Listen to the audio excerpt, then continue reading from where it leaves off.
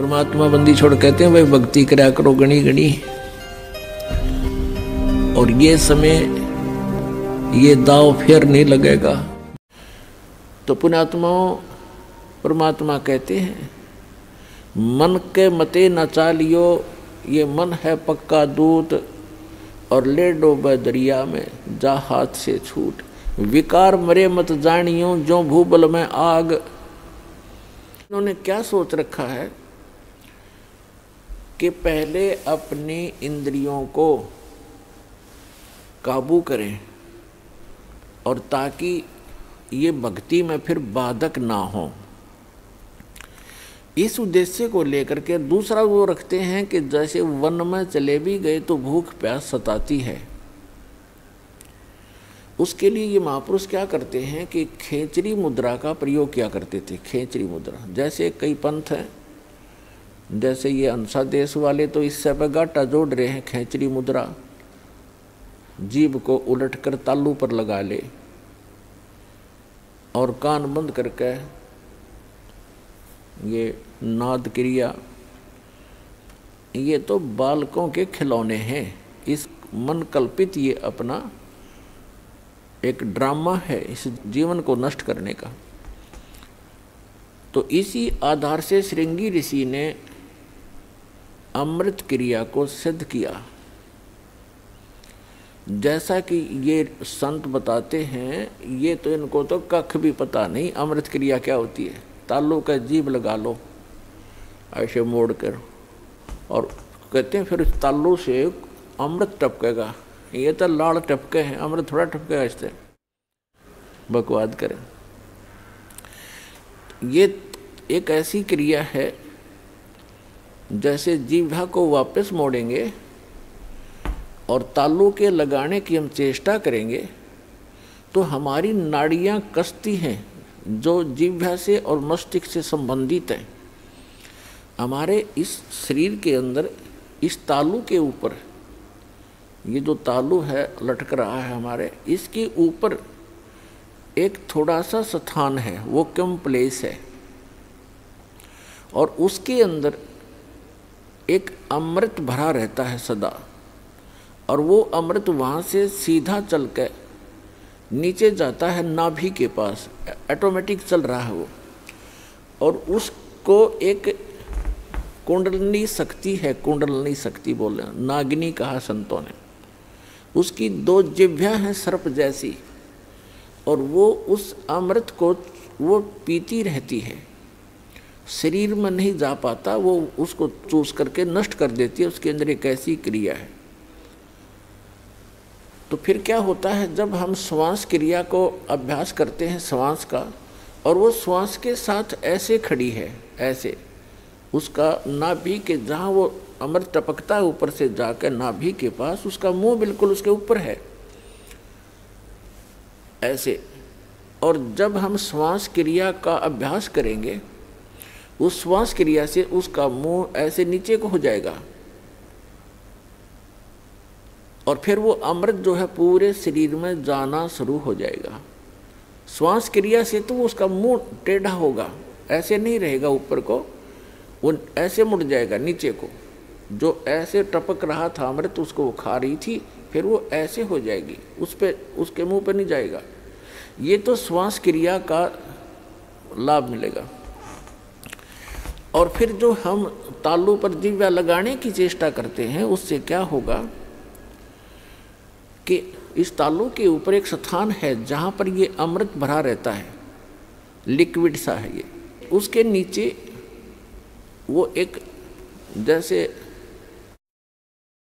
इसको अर्ध छोटा सा बेर होता है, बेर का फल, बेरी का फल, उसको आधा काट दे, साफ कर दे, इतना सा है वो, ऐसे आधा कटा हुआ। और उसके बिल्कुल नीचे एक वाल है, वाल, और उसके ऊपर एक छोटी सी नाड़ी टिकी हुई है जो उस वाल के सुराख को रोक रही है।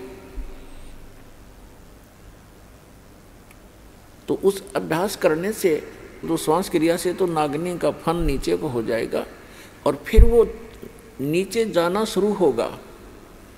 और जिस रास्ते से फिर वो जाएगा वो उस नागनी के हाथ नहीं लगेगा, वो पूरा शरीर में व्याप्त हो जाएगा। एक स्वाभाविक ओवरफ्लो होकर के वो छोटा सा जो आधे बेर का जितना स्थान समझो खाली ओवरफ्लो होकर जब जाता है तो वो नागनी के मुंह पर गिरता रहता है। तो अब वो चाहे उस सुराख से जाएगा और चाहे वैसे ऊपर के ओवरफ्लो होकर जाएगा तो उस कुंडलनी जो नागनी है उसके नाभि के चारों तरफ, नाभि के पास हमारी सभी पूरे शरीर की नाड़ियाँ इकट्ठी हो जाती हैं। उनका एक ऐसा बंध है वहाँ पर, उसके ऊपर वो ऐसे लपेटी हुई है जैसे आपने देखा हो वृक्ष के ऊपर बेल होती है पीली सी, तो ऐसे वो लपेटा लगाए रहती है, उसको नाड़ियों में नहीं जाने देती और ऊपर से जो आता उसको स्वयं चूस लेती है। तो फिर वो नाड़ियों की जकड़ ढीली कर देती है, वो अपने आप मुरझा जाती है क्योंकि श्वास की क्रिया से वो बंद हो जाती है। और फिर उससे जो हम जिह्वा का अभ्यास करते हैं, जो तालु है ऊपर जहाँ सरोवर है जिसको मान सरोवर कहते हैं शरीर में, जहाँ पर ये अमृत भरा हुआ है, उसका नीचे का सुराख थोड़ा सा खुल जाता है, उससे फिर अमृत टपकना प्रारंभ करता है। अब कहने का भाव ये है कि ये सारा कुछ भी हो गया, आपकी कुंडलनी शक्ति भी जागृत होगी और वो नागिनी भी दबगी नीचे को होगी और उधर से आपकी अमृत क्रिया भी सिद्ध होगी। फिर अब क्या होगा, उससे क्या होता है कि शरीर के अंदर ज़्यादा भोजन आहार की आवश्यकता नहीं रहती। शरीर बगैर खाए भी वर्षों तक रह सकता है और भक्ति से ही मिली नहीं तो 1-1 लाख वर्ष तक बैठ कर चले गए, फिर गधे की योनि पाई। इन क्रियाओं से क्या लाभ हुआ? जैसे खेत संवार लिया, बा दिया, घास उसका अड़ंगा खत्म कर दिया और खूब, और बीज बोया नहीं, बीज है नहीं, गेहूं के स्थान पर भांग बोली, यानी सतमंत्र ना जाप करके अन्य मंत्रों का जाप कर लिया, वो भांग बो दी। तो भांग जीवन रक्षक नहीं है, जीवन नाशक है।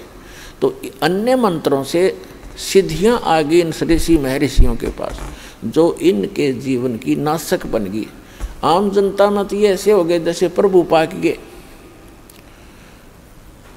आम जैसे जनसाधारण के लिए तो ये बहुत बड़ी बात होगी। जैसे अगस्त ऋषि जी ने सारे जीवन में डले डोके एक सिद्धि प्राप्त की,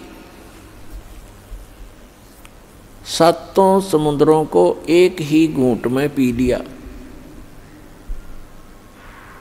और फिर प्रार्थना करने पर इनको वापस छोड़ दिया। तो फिर क्या अमर हो गया?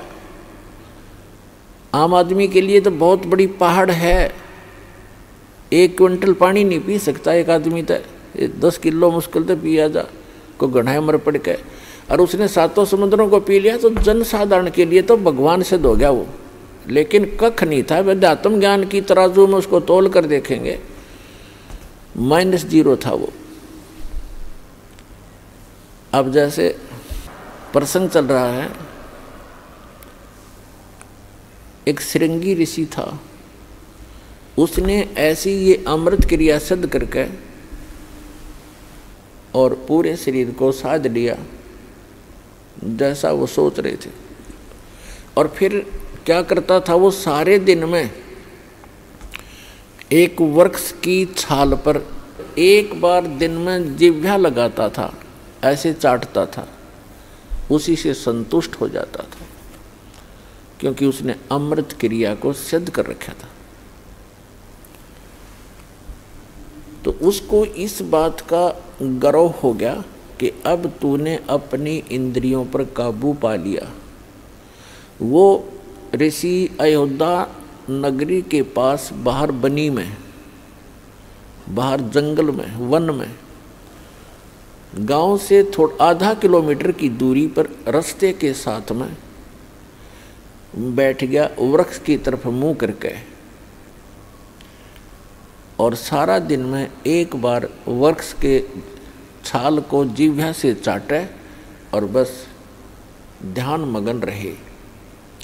कुछ ही दिनों में आने जाने वालों ने देखा कि एक महापुरुष बैठे हैं, ना खाते हैं, ना पीते हैं, ना सोते हैं,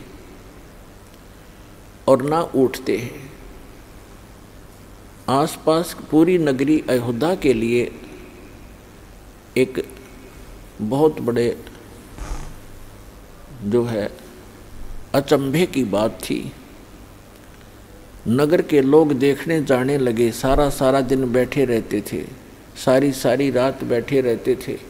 जब उनको पक्का यकीन हो गया कि सचमुच महापुरुष के ये तो भगवान से मिल चुका है, सारे नगर में तहलका मच गया।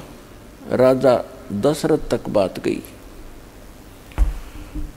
राजा भी स्वयं वहाँ पर गए अपने परिवार समेत संत के दर्शनार्थ, लेकिन संत मस्त हैं, ना किसी से बोलते हैं और न ही दिन रात में कहीं उठते और बैठते हैं, ना जाते हैं, ना कुछ पीते हैं, ना खाते हैं।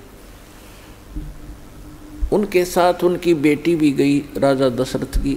श्री रामचंद्र जी और अन्य का जन्म तो बहुत बाद में हुआ है। उसमें उनकी एक पुत्री थी। अब राजा की लड़की प्रतिदिन अपनी नौकरानियों के साथ वहाँ जाने लगी। उसने किसी वैद्य को बुलाकर पूछा किसी व्यक्ति से कि ये ऋषि बात करे तब बात बने, कोई आशीर्वाद प्राप्त करें हम।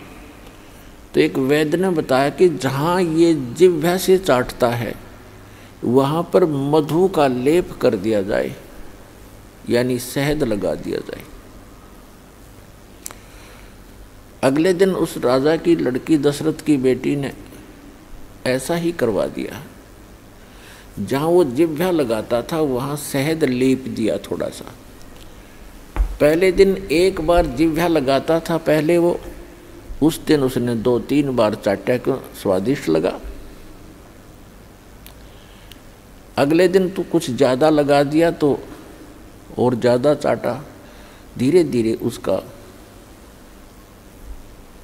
जो है भूख जागृत होगी। फिर उसको खीर ख्यार खिलाने लग गए। कुछ दिन के बाद वो हलवा पूरी खाने लग गया। अपने पिता की आज्ञा लेकर लड़की ने कहा कि ऐसे महापुरुष को पिताजी घर ले चलते हैं। राजा दशरथ ने उनको गुरु धारण कर लिया। श्रृंगी ऋषि युवा थे, अपने घर पर रख लिए और उन्हीं की देख रेख में, उन्हीं की आज्ञा से पुत्र प्राप्ति के लिए एक अनुष्ठान की तैयारी की। और उससे पहले वही श्रृंगी ऋषि दशरथ की पुत्री बेटी को लेकर चंपत हो गया। तो पुण्यात्माओं, परमात्मा कहते हैं मन के मते न चालियो, ये मन है पक्का दूत, और ले डोबे दरिया में जा हाथ से छूट। विकार मरे मत जानियो, जो भूबल में आग। हमसे जुड़े रहने के लिए हमारे YouTube चैनल को सब्सक्राइब करें और नई वीडियो की नोटिफिकेशन के लिए बेल आइकॉन को दबाएं। अगर आप ये वीडियो Facebook पर देख रहे हैं तो लाइक जरूर करें और ज्यादा से ज्यादा शेयर करें। धन्यवाद।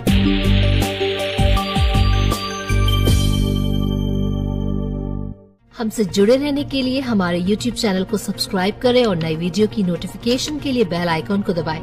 अगर आप ये वीडियो Facebook पर देख रहे हैं तो लाइक जरूर करें और ज्यादा से ज्यादा शेयर करें। धन्यवाद।